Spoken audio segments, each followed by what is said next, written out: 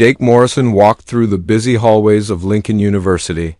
Students moved in every direction, talking loudly about their weekend plans and upcoming tests. Books and bags bounced against their sides as they hurried to class. Jake was used to this morning chaos after 3 years at the university, but today felt different. Today was the day the alien exchange student would join his advanced physics class. Jake had been hearing about the Galactic Education Initiative for months.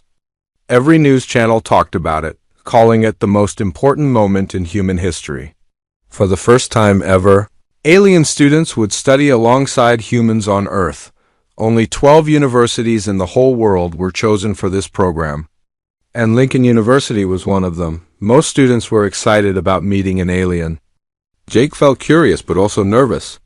He wondered what it would be like to sit next to someone from another world, someone who had traveled across space, just to learn about human science and culture. The physics building was much quieter than the main campus.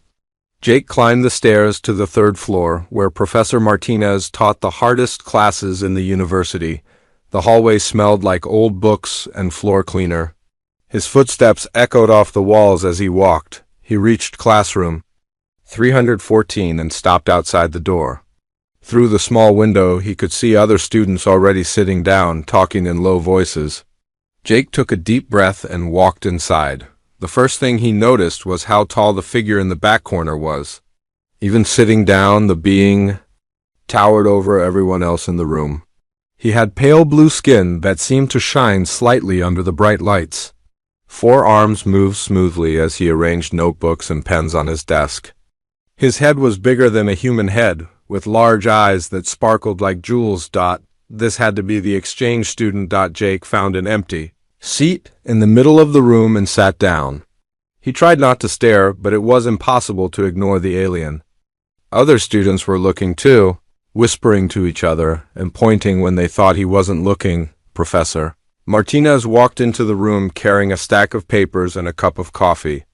She was a small woman with gray hair pulled back tightly. Her sharp eyes looked at every student in the room. "Good morning, everyone," she said, putting her coffee on the desk. "Before we start today's lesson on quantum mechanics, I want to introduce our exchange student from the Kepler system." The alien stood up, rising to his full height of 7 feet. His movements were smooth and graceful, like a professional dancer. When he spoke, his voice was deep but clear, with an unusual accent. "Hello, everyone. My name is Zeph9, but you can call me Zeph. I am very happy to study with you and learn about your interesting planet." Jake noticed that Zeph spoke English perfectly, though he talked slowly and carefully, like he was choosing each word with great care. Some students clapped politely, while others just continued to stare. "Thank you, Zeph," Professor Martinez said. "Please sit down and make yourself comfortable. Now, let's begin with today's topic." The next hour was difficult for Jake. Professor Martinez talked about complex equations and theories that made his head spin.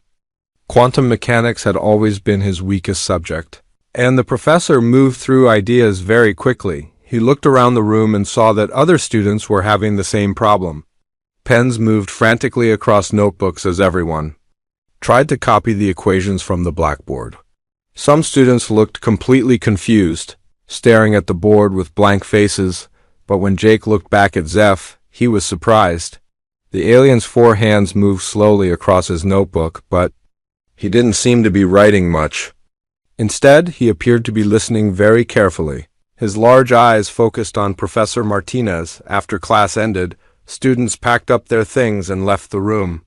Jake was putting his notes into his backpack when he heard a voice behind him. "Excuse me, are you Jake Morrison?"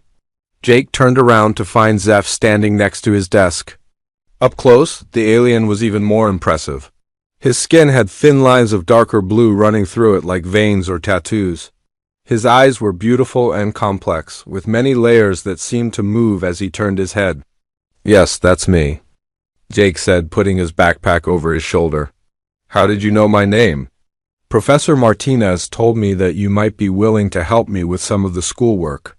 I'm having trouble with certain ideas." Jake was surprised. He had expected the alien to be much smarter than human students.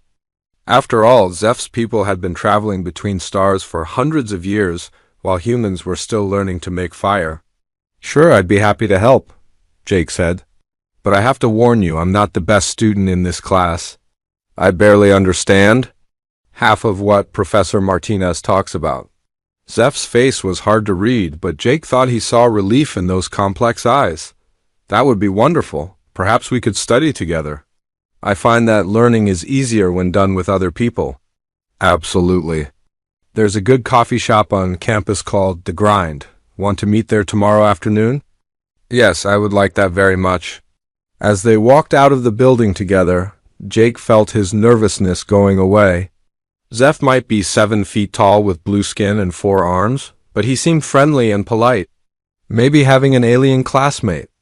Wouldn't be so strange after all. The next day, Jake arrived at the Grind 15 minutes early.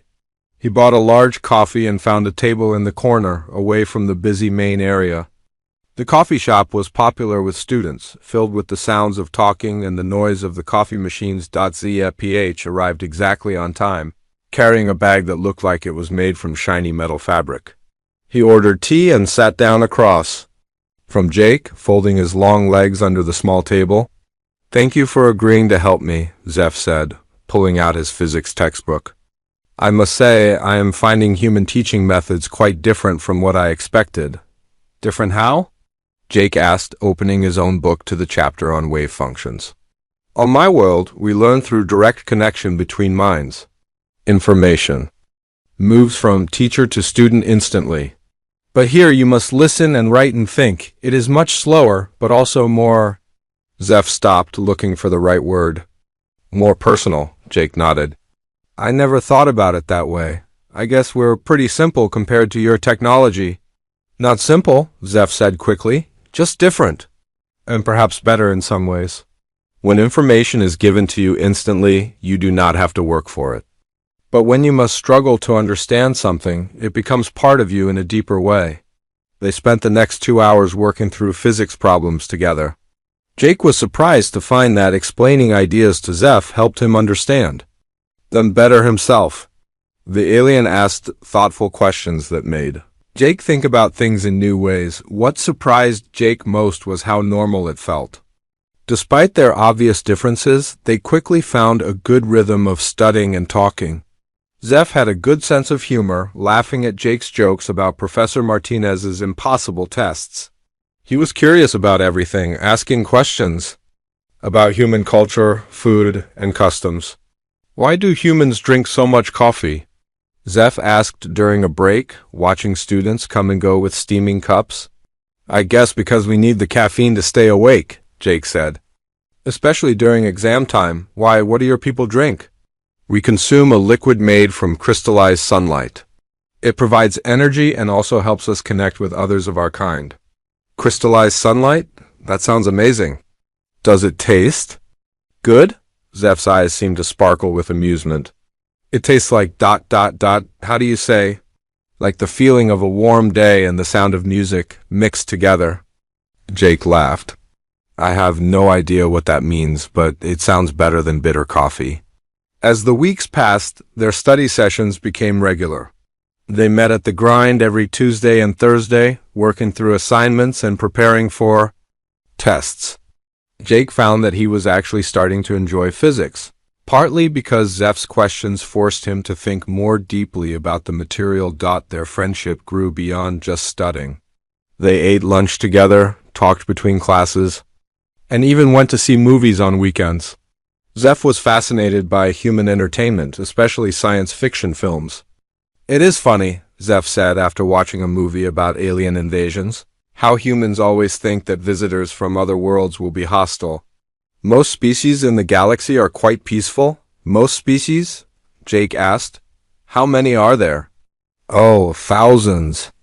Perhaps tens of thousands. The galaxy is very large and very old. Life finds a way to begin in the most unexpected places. Jake tried to imagine a galaxy filled with different forms of life, all with their own cultures and technologies. It was overwhelming and exciting at the same time. As their friendship grew stronger, Jake began to feel like he was learning more from Zeph than from any of his professors. the aliens' way of looking at life, the universe, and everything was completely different from anything Jake had ever heard. But there was one thing that puzzled Jake about his new friend. Despite coming from a civilization that had mastered space travel, Zeph seemed to struggle with basic physics ideas that Jake found relatively easy. It didn't make sense, but Jake never asked about it directly. He figured that maybe Zeph's people had learned these things so long ago that they were no longer taught in schools. Jake had no way of knowing that his casual help with homework was about to reveal something about humanity. 3 weeks had passed since Jake and Zeph started studying together. Their friendship had grown stronger with each meeting at the Grind coffee shop. They talked about everything from quantum physics to human movies, from alien cultures to Earth's strange weather patterns. Jake had gotten used to the stares they received when walking across campus together. At first, other students would stop and point at Zeph, whispering behind their hands. But now, most people just smiled and waved. Zeph had become a familiar sight at Lincoln University. On this particular Thursday morning, Jake woke up to his alarm clock buzzing loudly. He rolled over and checked the time on his phone. He had 30 minutes before his first class, which was plenty of time to get ready and grab breakfast, but when he reached for his physics textbook, it wasn't there. He looked under his bed, in his closet, and even in the small refrigerator he shared with his roommate. Nothing. Then he remembered. He had left it at the Grind the day before. Jake quickly sent a text message to Zeph. "Hey, I left my physics book at the coffee shop yesterday. Did you pick it up by chance?" Zeph's reply came back within minutes. "Yes, I have it. I brought it back to my room last night. You can come get it any time." Jake checked his schedule. He had a chemistry lab that would run until late afternoon, and then he had to work at the campus library until evening. By the time he was free, the Grind would be closed, and they wouldn't be able to study together. "Actually, could I come get it now?" Jake texted back. "I have a crazy day ahead and won't be free until tonight." "Of course. I live in Riverside Hall, room 237. Come anytime." Jake threw on some clothes and walked quickly across campus. Riverside Hall was the newest dormitory building, built specifically for international students. It was much nicer than Jake's old building, with better heating and newer furniture. He took the elevator to the second floor and found room 237. The door was slightly open, and he could hear soft music playing inside. Jake knocked gently. "Come in," Zeph's voice called from inside. Jake pushed the door open and stepped into the room. "Thanks for letting me grab my book. I know it's early, but I have this crazy schedule today, and..."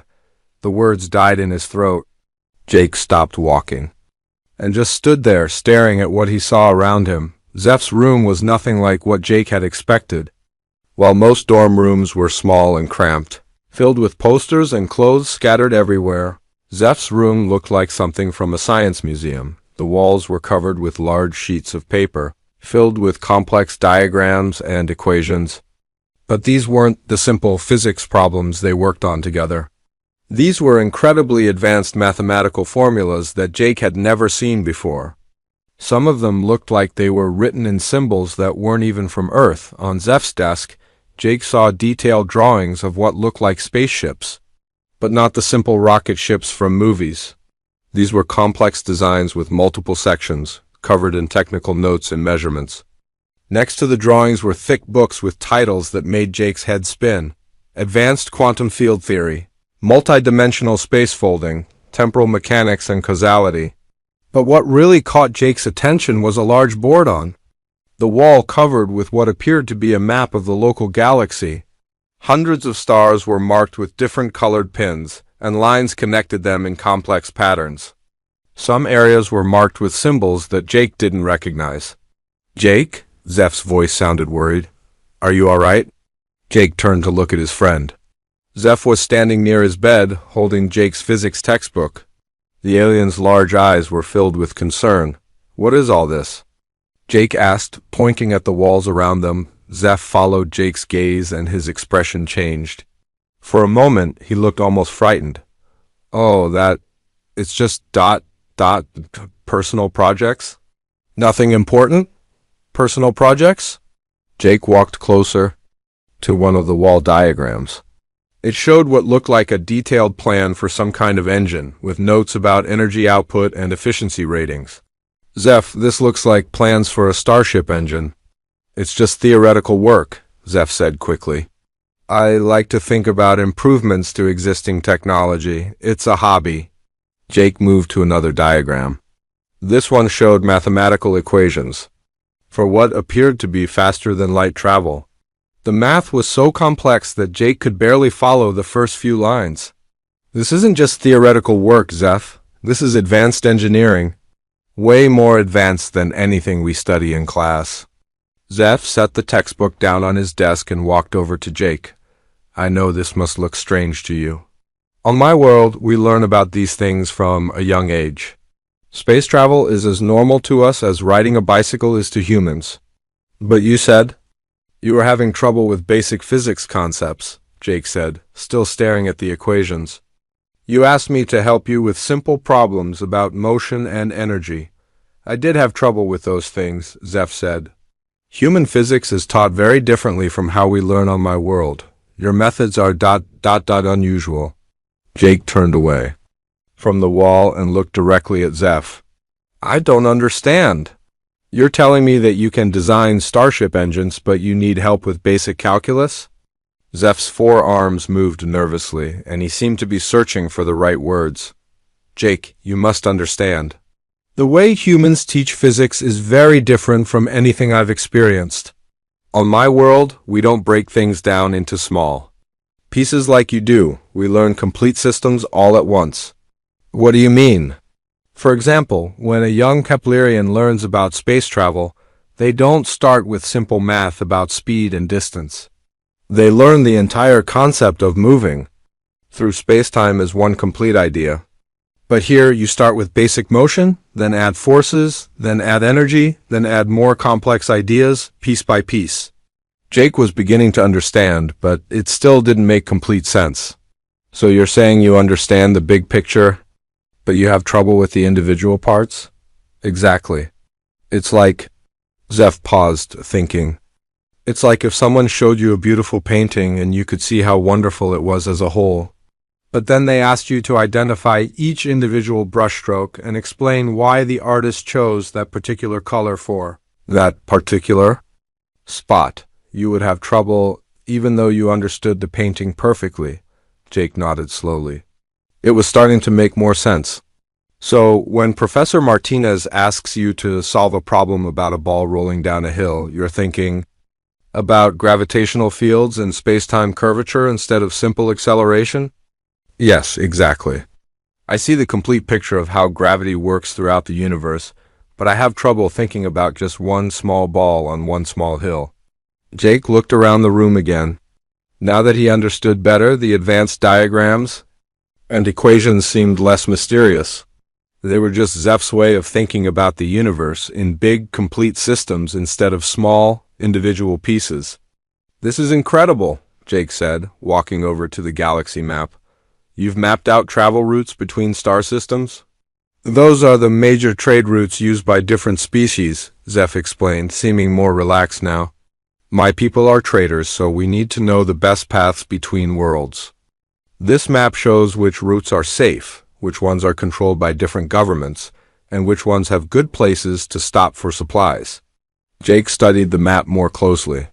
He could see that Earth was marked with a small blue pin, connected to only a few other systems by thin lines.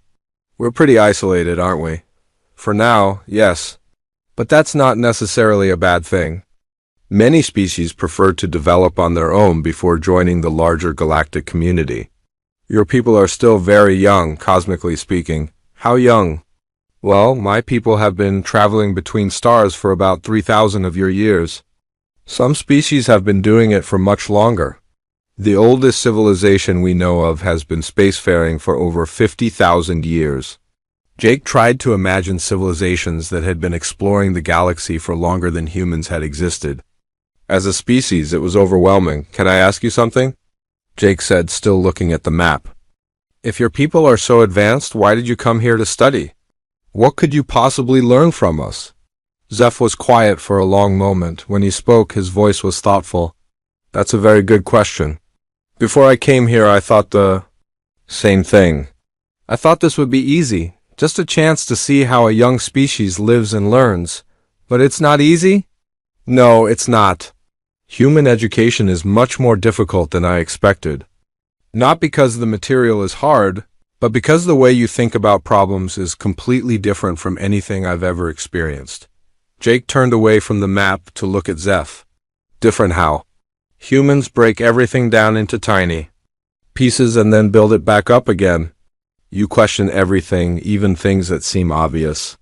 You ask why and what if about everything. It's exhausting, but also fascinating. Is that why you need help with the basic stuff? Because you're not used to thinking about individual pieces? Partly, yes. But also because I'm trying to understand how human minds work. The way you approach problems is unlike anything I've seen in any other species. Jake felt a strange mix of pride and confusion. I don't think we're that special. We just try to figure things out the best way we can. But that's exactly what makes you special, Zeph said. Most species, once they reach a certain level of technology. After seeing Zeph's room, Jake couldn't stop thinking about what he had discovered. For the next few days, he found himself looking at his alien friend differently during their classes and study sessions. Every time Zeph asked a question about basic physics, Jake wondered what complex thoughts were really going through his mind. The following Tuesday, they met at the grind as usual. Jake ordered his regular coffee while Zeph got his tea. They found their usual table in the corner and pulled out their textbooks. But Jake felt distracted, unable to focus on the homework problems. You seem troubled, Zeph said, looking up from his notebook. Is something wrong? Jake hesitated. He had been thinking about how to bring up what he had seen in Zeph's room. I keep thinking about those diagrams in your room. The spaceship designs and the star maps. They looked incredibly advanced. I told you they're just personal projects, Zeph said, but his voice sounded uncomfortable. But they didn't look like hobby projects. They looked like professional engineering. Blueprints? Jake leaned forward across the table. Zeph, how advanced is your technology really? Zeph set down his pen and was quiet for a long moment. His large eyes looked around the coffee shop, watching other students laugh and talk at their tables. Finally, he spoke in a low voice. Our ships can travel between star systems in a matter of days, he said. We have cities that float in the clouds of gas giant planets. We can create energy from nothing but empty space itself. Jake felt his mouth drop open. Energy from empty space? How is that possible? Empty space isn't really empty, Zeph explained. It's full of tiny particles that appear and disappear constantly. We learned how to catch some of those particles before they disappear and turn them into usable energy. That single quotes s.'s incredible. Why doesn't everyone know about this? Why haven't you shared this technology with Earth? Zeph's expression became serious. Because sharing advanced technology with a young species can be dangerous. There are rules about this, set by the Galactic Council. Species must develop at their own pace. Rules? What kind of rules? The Council learned long ago that giving advanced technology to unprepared civilizations usually ends badly. Sometimes the species destroys itself. Sometimes it becomes aggressive and tries to conquer other worlds. It's better to let each species develop naturally. Jake thought about this. So you're here to study us, not to learn from us. Both, actually. I'm here to learn about human culture and thinking. But I'm also here to observe and report back to the Council about your species' development. This revelation hit Jake like a cold wave. You're spying on us, not spying exactly. Observing, learning. The Council wants to understand how humans think and behave before making any decisions about future contact. Jake leaned back in his chair, feeling overwhelmed. What kind of decisions?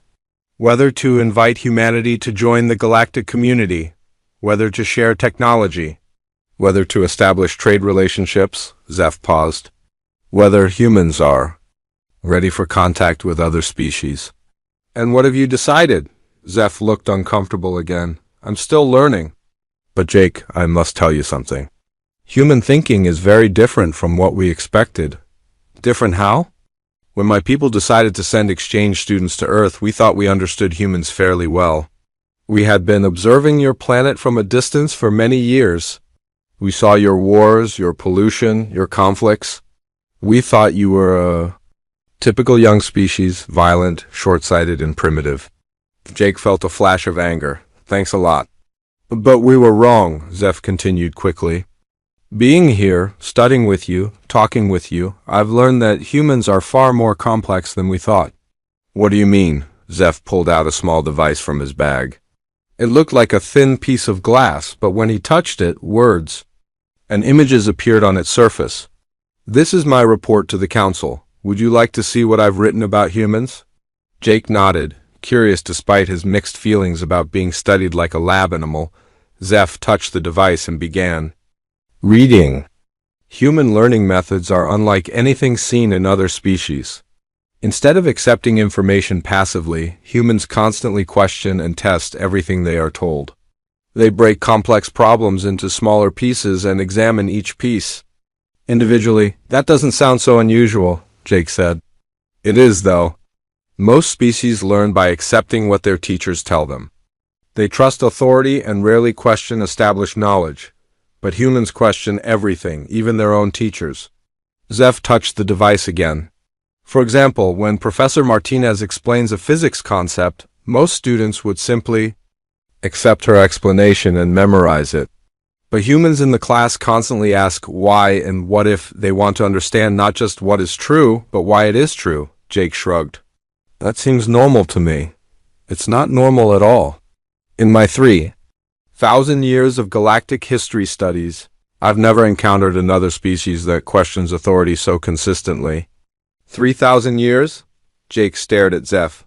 How old are you? I am young for my species, only 47 of your years. But we live much longer than humans, so I've had time to study the history of many civilizations. Jake tried to imagine being 47 and still being considered young. What else does your report say about us? Zeph scrolled through more text. Humans show an unusual combination of cooperation and competition. They work together in groups, but also constantly try to outdo each other. This creates a dynamic that pushes them to achieve more than either pure cooperation or pure competition. Is that good or bad? We're not sure. It's very different from how other species behave. Most civilizations are either highly cooperative or highly competitive, but not both at the same time. Zeph continued reading. Humans also show remarkable adaptability. They can live in almost any environment on their planet, from frozen poles to hot deserts. They change their behavior based on circumstances much more quickly than other species. What? About our violence? You mentioned that before. Zeph's expression became thoughtful. That's perhaps the most surprising thing I've discovered. Yes, humans can be violent. But they can also be incredibly compassionate. Sometimes the same human who fights aggressively against enemies will risk their own life to save a stranger. Jake thought about soldiers who fought in wars but also rescued civilians.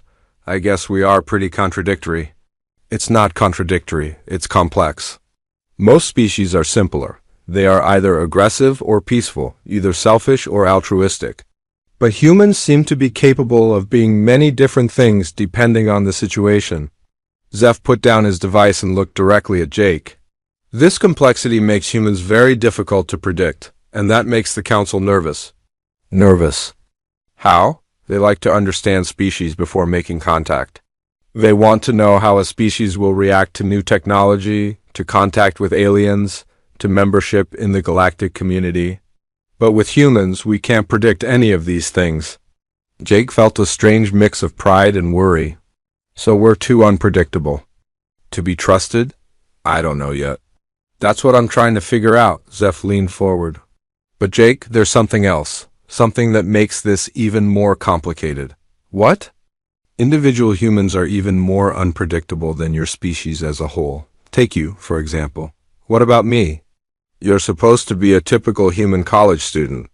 Average intelligence, average background, average abilities. But the way you think about problems, the questions you ask, the connections you make between different ideas, it's not average at all. Jake laughed. Trust me, I'm pretty average. I'm not even the smartest person in our physics class. That's exactly what makes it so surprising. If you're average, and you think the way you do, what must your actual geniuses be like? This question hung in the air between them. Jake had never thought about it that way. He always assumed he was just a normal student trying to get through college. But hearing Zeph describe his thinking as unusual made him wonder about his classmates, his professors, and humans in general. Have you met other humans who think differently than me? Jake asked. Yes, and that's part of the problem. Every human I've met thinks differently. Some are more logical, some are more creative, some are more intuitive. But all of them ask questions and challenge ideas in ways that other species simply don't. Is that why you really need help with basic physics? Because you're trying to understand how we think. Partly, yes. But also because human teaching methods force me to think in ways I've never had to think before. When you explain a concept to me, you don't just give me the answer. You make me work through the problem step by step. You make me understand not just what the answer is, but how to find it. Jake nodded. That's how we learn best. At least that's what our teachers tell us. But don't you see how unusual that is? Most species prefer to be given information directly. They don't want to struggle through problems. They want the quickest path to knowledge. That sounds kind of boring, Jake said. And that attitude, that struggling to learn is more interesting than being given easy answers, that's uniquely human. Jake thought about this as he sipped his coffee. He had never realized that the way humans learned was unusual. It just seemed natural to ask questions and work through problems. So what are you going to tell the council about us? Jake asked. Zeph was quiet for a long moment. The conversation at the grind had changed everything between Jake and Zeph over the next week. Jake found himself thinking constantly about what his alien friend had told him. Humans were being evaluated. Their future in the galaxy depended on what Zeph reported back to the council, but what bothered Jake most was the idea that humans were unpredictable and potentially dangerous. He didn't feel dangerous. He was just a college student trying to pass his classes and figure out what to do with his life. On Thursday, Jake arrived at the grind early and ordered his usual coffee. He had spent the last few days reading everything he could find about human history and development.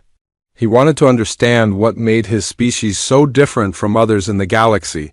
When Zeph arrived and sat down across from him, Jake noticed that his friend looked tired. The alien's usually bright eyes seemed dimmer, and his movements were slower than usual. Are you okay? Jake asked. I've been working on my report to the council, Zeph said, pulling out his glass device. The more I learn about humans, the more complicated this assignment becomes. What have you learned this week? Zeph touched his device and scrolled through pages of text. I've been studying human history, trying to understand how your species developed so quickly. What I found is concerning. Concerning how? Most species take millions of years to develop, from primitive hunters to space travelers. Humans have done it in less than 10,000 years. That's incredibly fast, even for a young species. Jake shrugged. Maybe we're just quick learners. It's not just that you learn quickly, it's how you learn. You don't just accept what works, you constantly try to make things better. You never seem satisfied with good enough. Zeph pulled up a chart on his device. Look at this timeline I created. 200 years ago, humans were still using horses for transportation. 50 years later, you had cars. 20 years after that, you had airplanes. 30 years later, you split the atom. 20 years after that, you went to space. Jake looked at the timeline. When laid out like that, human progress did seem remarkably fast. But here's what really worries the council, Zeph continued. Most species slow down once they achieve certain milestones. They become comfortable with their technology and stop pushing forward so aggressively. But humans never slow down. Is that bad? It can be. Rapid development without wisdom can lead to disaster. Your species has come close to destroying itself. Several times, nuclear weapons, environmental damage, biological weapons. Jake felt defensive. But we didn't destroy ourselves. We learned from our mistakes. Yes, but barely. And that's what makes humans so unpredictable. You take enormous risks, come right to the edge of disaster, and then somehow pull back at the last moment. Zeph showed Jake another page on his device. I've been studying individual humans too, trying to understand how your minds work. What I found is even more troubling. What do you mean? Last week, I interviewed one of your engineering professors, Dr. Williams. I asked him about human space travel plans. Do you know what he told me? Jake shook his head. He said that humans are already planning missions to other star systems.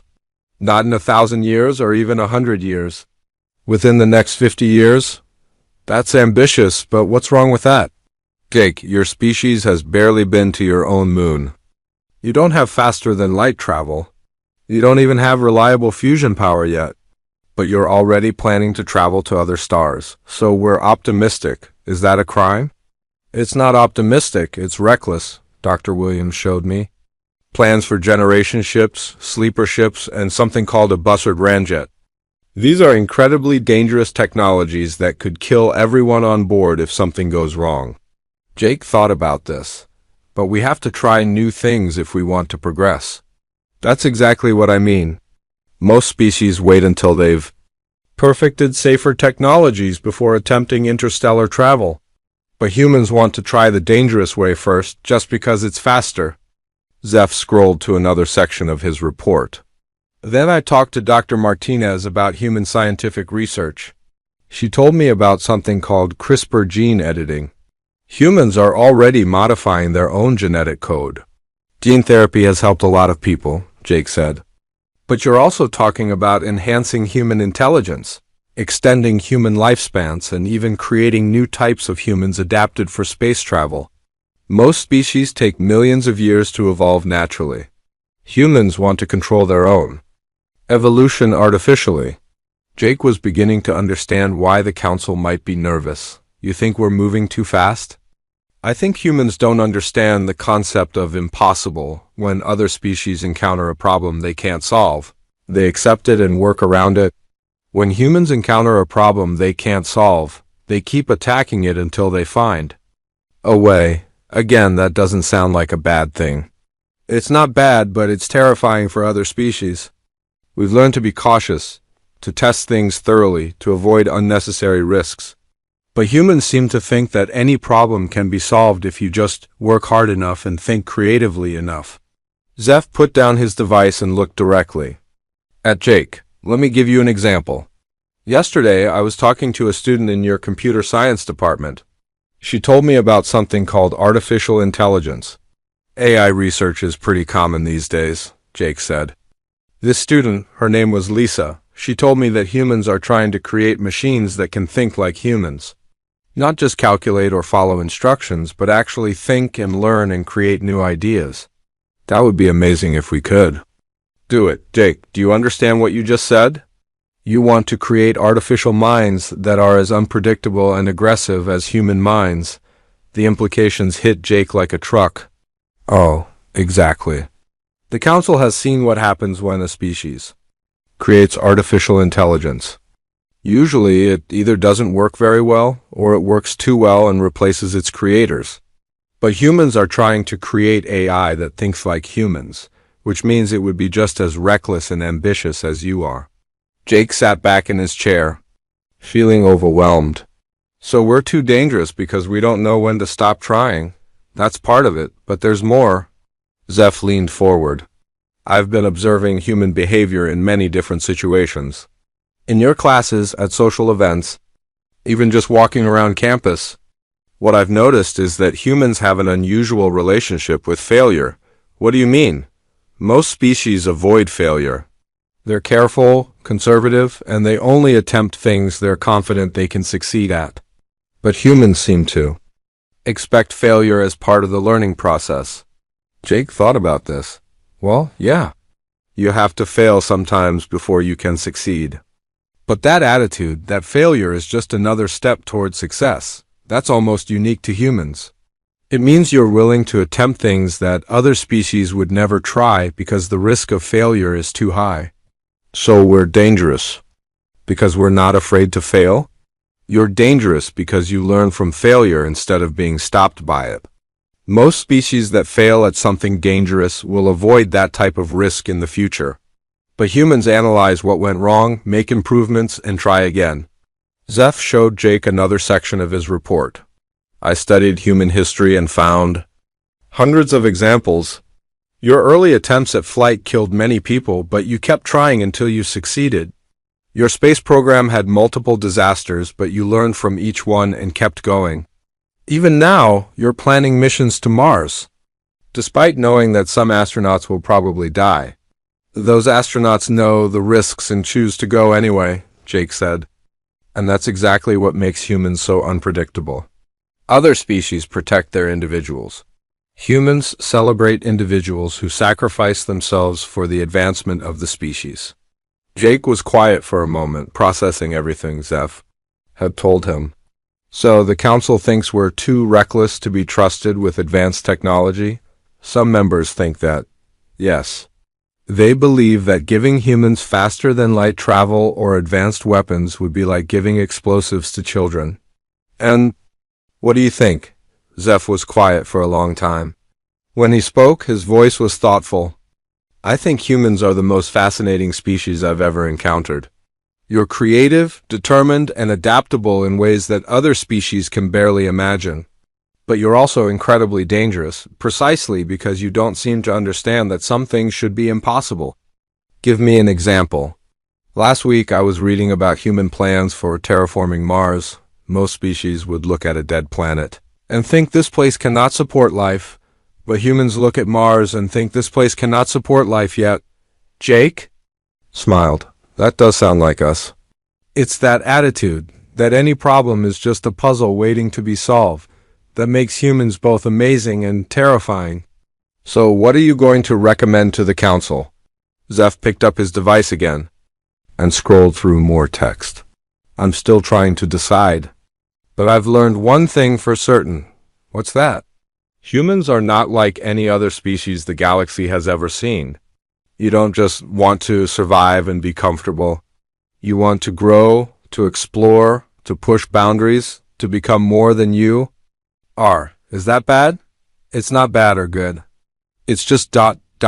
human, and it means that whatever the council decides about your species, the outcome will be unlike anything that has happened before. Jake looked around the coffee shop. The final weeks of the semester passed quickly. Jake and Zeph continued their study sessions, but their conversations had changed completely. Every discussion about physics or human culture now carried the weight of knowing that humanity's future was being decided based on these interactions. Jake found himself watching his fellow students differently. When he saw someone struggling with a difficult problem and refusing to give up, he wondered if that determination looked threatening to alien observers. When he heard classmates talking excitedly about impossible dreams and crazy plans, he thought about Zeph's reports to the council on the last Thursday before final exams. Jake arrived at the grind to find Zeph already waiting with his tea. The alien looked more serious than usual, and Jake could see his glass device sitting closed on the table. You finished your report, didn't you? Jake asked as he sat down. Yes, Zeph said quietly. I submitted it to the council this morning. And? Now we wait for their decision. Jake felt his stomach tighten. What did you tell them? Zeph picked up his device and opened it. Would you like to read my final conclusions?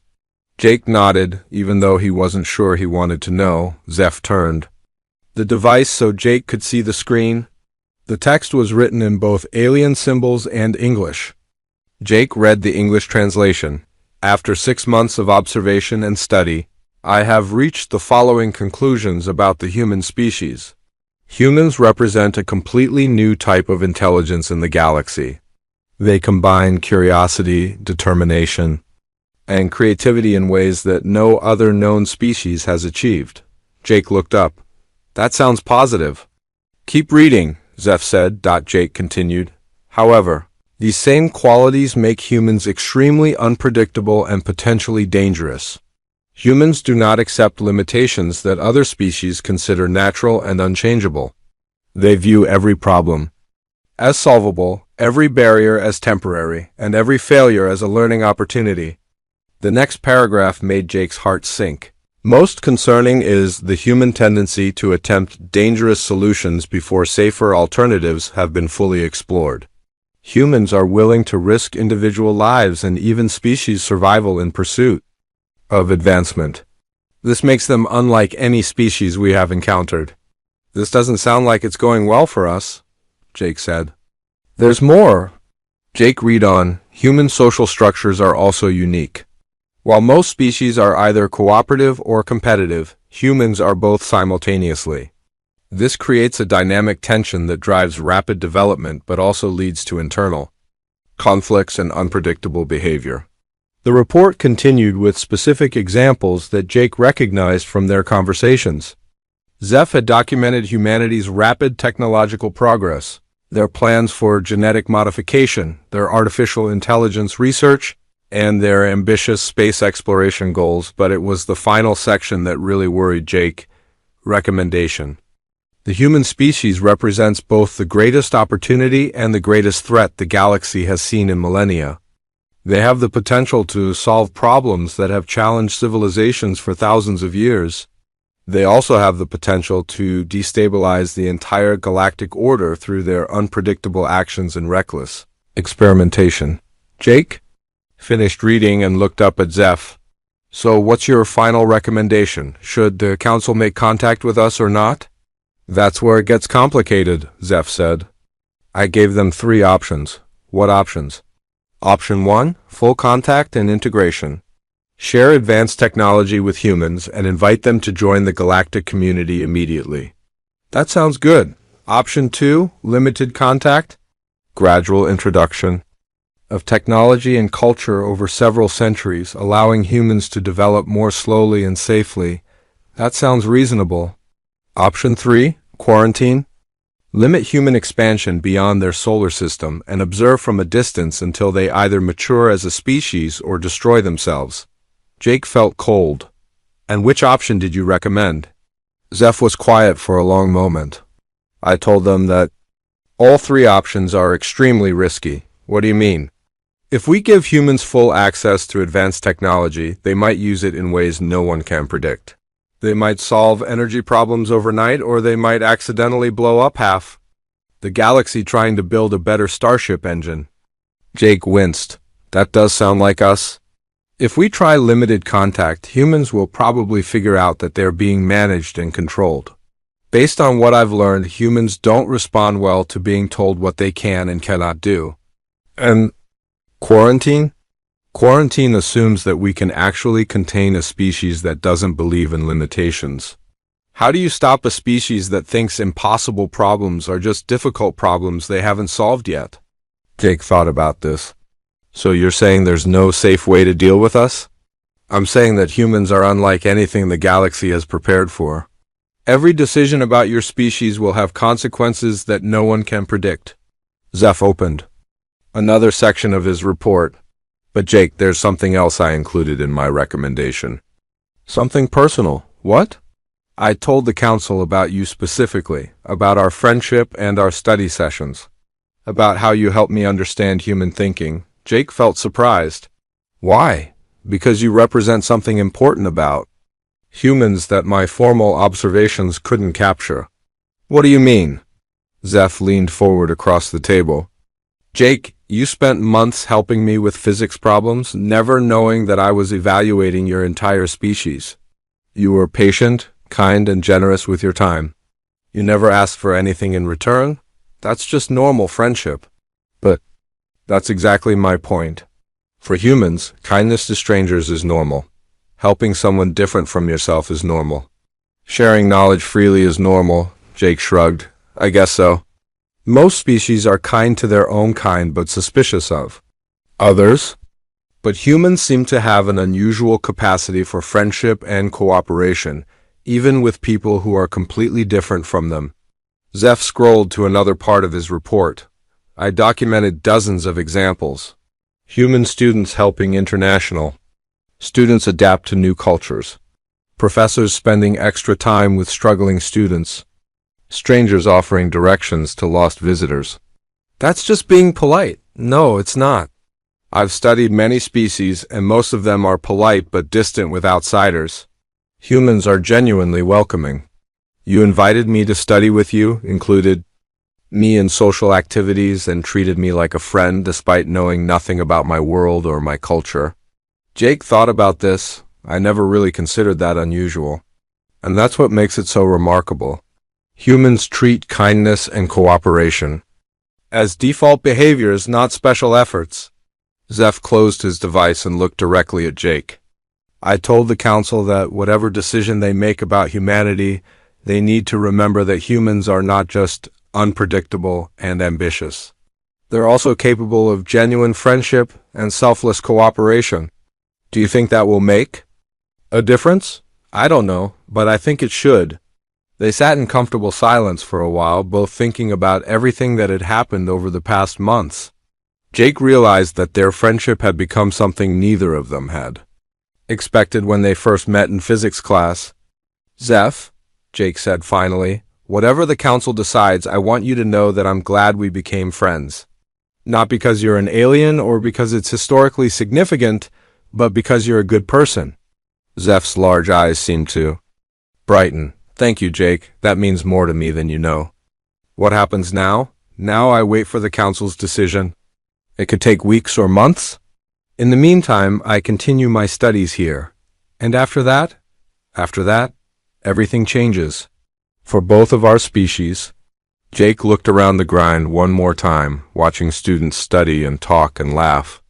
None of them knew that their casual conversations and everyday kindness had been observed and documented.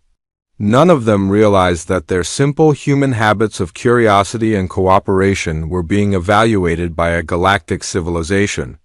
Can I ask you something? Jake said. Of course. If you could make the decision yourself, what would you choose for humanity? Zeph thought for a long moment. 6 months ago, I would have recommended quarantine without hesitation. Humans seem too dangerous and unpredictable to be trusted with advanced technology. And now? Now, I think that keeping humans isolated would be just as dangerous as giving them everything at once. Why? Because humans who feel trapped or restricted don't give up. They find ways around the restrictions. If the council tries to keep humanity in this solar system, humans will probably find a way to break out on their own. And when they do, they'll be suspicious of any aliens they meet. Jake nodded. We don't like being told we can't do something. Exactly. But if the council approaches humans openly and honestly, explains the situation and the concerns, humans might be willing to work together to find solutions. You think we'd cooperate? I think humans are the only species I've met that might actually be mature enough to handle the truth about how dangerous they are. This idea hung in the air between them. Jake realized that Zeph was suggesting something radical, that humanity's greatest weakness might also be their greatest strength. So you recommended honest contact? I recommended that the council take the biggest risk they've ever taken. I told them to trust humans to be responsible with knowledge about the galaxy, even though no one can predict